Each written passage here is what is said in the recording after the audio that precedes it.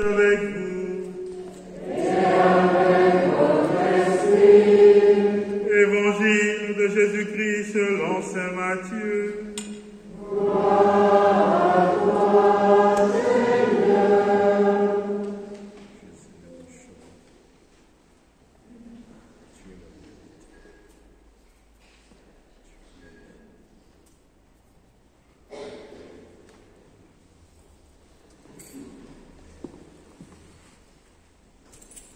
Matthieu, c'est au chapitre 28, du verset 16 au verset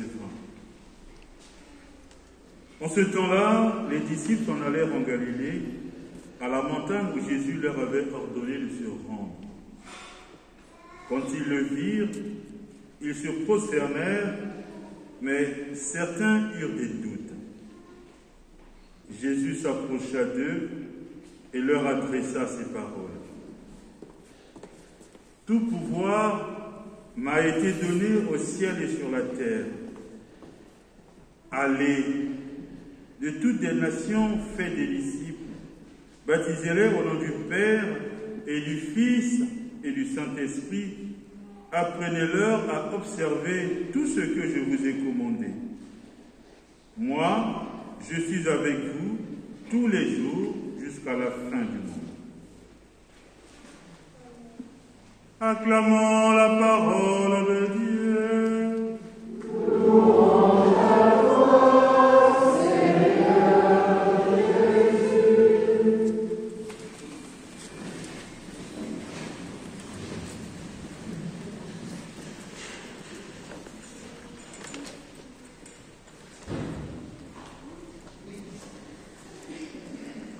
Bien-aimés de Dieu, je disais au début de cette messe que nous célébrons de façon solennelle la Sainte Trinité que nous connaissons sous le vocable de l'unité indivisible de Dieu. La Trinité, le mot Trinité n'existe pas dans la Bible. Si vous lisez la Bible, vous pouvez prendre toutes les pages, le mot Trinité n'existe pas. Mais la réalité à laquelle renvoie le mot Trinité est bien présente dans la Bible, dans la vie de tous les jours. Quand nous lisons la Bible, nous entendons et nous comprenons qu'il y a un Dieu Père qui est créateur. Ce Dieu Père a parlé pendant toute l'ancienne alliance dès la création. Et dans la nouvelle alliance, le Dieu Père s'est révélé dans son Fils. Jésus-Christ est venu nous dire qui m'a vu a vu le Père. Mais à l'ascension, après la Pentecôte, Jésus est monté au ciel. Et nous reconnaissons le Père par le Fils grâce à l'Esprit Saint qui est toujours avec nous. Je vous enverrai l'Esprit de mon Père qui vous enseignera toutes choses. Donc nous avions un Dieu qui est Père, qui s'est révélé dans le Fils Sauveur, et nous le connaissons par l'Esprit Saint qui est le Paraclet, l'Esprit Saint consolateur. On ne peut pas épuiser le mystère de Dieu. Mais il faut entrer dans ce mystère de Dieu pour en comprendre la quintessence, pour essayer de comprendre qu'est-ce que Dieu a voulu lorsqu'il a créé l'homme, que l'homme puisse l'aimer. Mais l'aimer en faisant quoi? En vivant de ses commandements. La première alliance, on a vu ce que disait Dieu. Il y a un seul Dieu, le Dieu unique. Là-haut, dans le ciel et sur la terre, il y a un seul Dieu. Mais au long des années, au long des temps, l'Église s'est confrontée à des questions justement très intellectuelles. Et il y a eu beaucoup de querelles dans les premiers temps de l'Église. Il a fallu plusieurs conciles écuméniques à partir de 325 jusque pratiquement en 381 au concile de Constantinople pour qu'on arrive à donner un article du credo. Dans le credo, que nous dirons tout à l'heure, dans le symbole de Nicée-Constantinople, ce sont deux conciles pour lesquels on a fait une synthèse. Le Père et le Fils et l'Esprit Saint reçoivent même adoration et même gloire. L'Esprit a parlé par les prophètes. Donc pour entrer dans cette dimension de la Trinité, pour comprendre cette place, revisitons 3 éléments de notre vie chrétienne. Le premier élément à revisiter dans notre vie chrétienne, c'est l'identification de notre vie chrétienne. Nous parlerons du baptême dans l'Évangile. Jésus dit dans l'Évangile, allez, faites des disciples, baptisez-les au nom du Père et du Fils et du Saint-Esprit. Donc, la grâce de Dieu qui sera infuse en nous, ce n'est pas pour que nous restions là, mais pour que nous allions, pour que nous portions du fruit, que la mission puisse continuer. Mais cette mission qui va continuer, il faut aller au-delà par la grâce de la Trinité. Baptisez-les au nom du Père et du Fils et du Saint-Esprit. C'est pourquoi notre identification chrétienne commence par là. Nous nous identifions, en commençant la messe, nous disons au nom du Père et du Fils et du Saint-Esprit. Le Père est créateur, le Fils est sauveur de ma vie, l'Esprit Saint me donne à marcher sur la terre des hommes. Deuxième élément, la salutation que Paul, dans la 2e aux Corinthiens, nous propose. La grâce de Jésus notre Seigneur, l'amour de Dieu le Père, la communion de l'Esprit Saint soit toujours avec nous. Donc le Père nous invite, le Christ nous rassemble, l'Esprit Saint nous fait vivre. Lorsque nous terminons nos prières ordinaires, c'est toujours par gloire au Père et au Fils et au Saint-Esprit.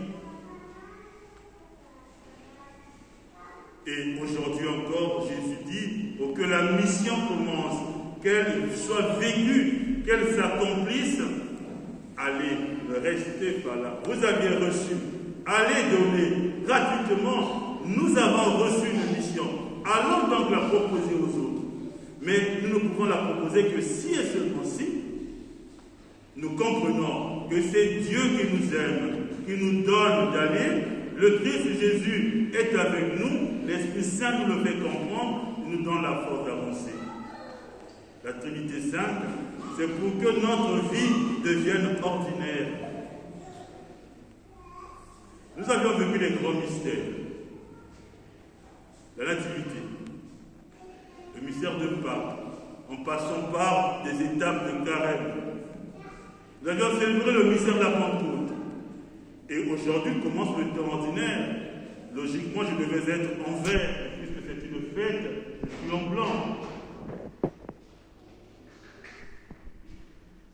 La Trinité, je dis, c'est pour que notre vie devienne ordinaire. Que nous vivions avec la confiance, la certitude que Dieu est avec nous. Ce Dieu dont je parle et le Dieu de la Trinité, ce ne sont pas 3 dieux. Si nous partons du principe qu'il y a un Dieu Père, un Dieu Fils, un Dieu Esprit Saint, quand on ne comprend pas très bien cela, on est proche d'un christianisme. Et c'est une erreur de penser qu'il y a 3 dieux. Il n'y a pas 3 dieux. Il y a un Dieu Père créateur qui s'est révélé dans le Fils que nous connaissons par la grâce de l'Esprit. Dieu est créateur, il suffit de lire le récit de la Genèse. L'écrivain sacré fait exprès de commencer par un nous de majesté, créant l'homme à notre image et à notre ressemblance. Et plus tard, Jésus dira aussi, avant qu'Abraham ne fût, je suis. Donc cette Trinité qui était immanente dans la première alliance, elle était immanente, elle était dans les cieux. Cette Trinité s'est faite économique, elle s'est dévoilée devant nous. Le Père qui parlait par les prophètes, quand les temps furent accomplis, Dieu a envoyé son Fils né d'une femme suivie de la loi pour nous apporter la grâce du salut. Et enfin, l'Esprit Saint fait son œuvre pour que nous puissions reconnaître le Seigneur Dieu en toutes choses, dans toute notre vie. Alors, bien-aimés de Dieu, aujourd'hui, nous demandons une chose, de croire que le Seigneur est présent à côté de nous, le Père, le Fils et le Saint-Esprit sont un seul Dieu qui marche à côté de nous.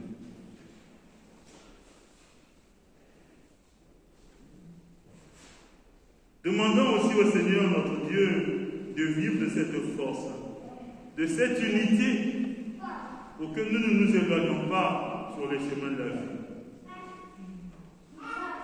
Que nous puissions toujours marcher tel que le Seigneur nous le dit, Jésus-Christ. Aller porter aux autres la bonne nouvelle, en leur disant, le Père qui nous a créés dans une bonté sans limite, et son amour est infini. Mais cette création, nous ne l'avons pas imaginée. Jésus est venu nous le dire. Et l'Esprit Saint maintenant nous aide à comprendre cela. Bénissons Dieu de tout notre être et reconnaissons sa gloire parmi nous. Demandons à la Vierge Marie, Notre-Dame de la Trinité, qu'elle intercède pour nous, pour que nous vivons dans une confiance en borne en Dieu et que nous puissions toujours porter du fruit. Parce que nous sommes fils de Dieu. L'Esprit Saint dont je parle, le Dieu que j'évoque, c'est le Dieu qui se révèle à nous tous. Le Dieu, l'Esprit Saint ne parle pas qu'à moi parce que je suis prêtre. Non, l'Esprit Saint parle à tout le monde. Tel que nous sommes, vous êtes, tout le monde a du prix aux yeux de Dieu. Et donc, Dieu parle à tout le monde. Ce qu'il nous faudrait faire, c'est plutôt essayer de voir entre ce que moi je pense que Dieu m'a dit et ce que dit l'Église, est-ce qu'il y a concordance? Parce que l'Église, c'est cette institution qui donne sens à ce que nous croyons. Si moi, je pense que mon interprétation est plus importante que ce que dit l'Église, c'est fou. C'est fou. Tout au moins, dans la réflexion catholique, il y a un enseignement de l'Église qu'il faut comprendre, qu'il faut confronter à ma propre interprétation pour que les choses avancent. Et si mon interprétation vient au-devant de celle de l'Église, ça ne marche pas. C'est la pyramide renversée. Je reçois la grâce de l'Esprit, j'essaie de comprendre ce que dit l'Église et j'avance, puisque j'appartiens à cette Église. Et cette Église est un canevas. Bien sûr, Dieu ne fait pas selon les canevas humains, mais Dieu donne l'intelligence pour comprendre ce qu'il veut que nous fassions. Et cet esprit-là, c'est un discernement d'Église. Demandons au Seigneur, par Marie, demandons par Saint-Hermelin, que nous ayons cette grâce d'aimer Dieu de tout notre cœur. Tu aimeras le Seigneur ton Dieu de tout ton cœur, de toute ton âme, de tout ton esprit. Tu n'en aimeras pas d'autre, parce qu'il n'y en a pas d'autre.